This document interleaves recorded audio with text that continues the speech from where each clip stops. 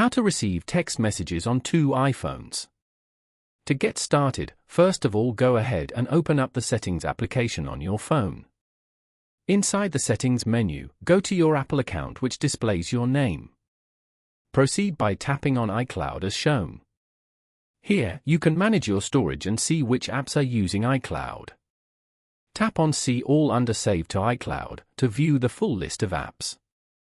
You can view all the apps that are currently synced with iCloud.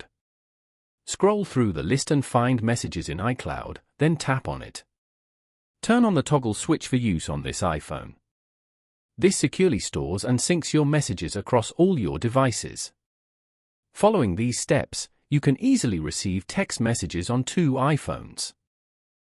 Thank you for watching. Please leave a like if this tutorial helped you, or leave a comment below if you have any questions related to the video.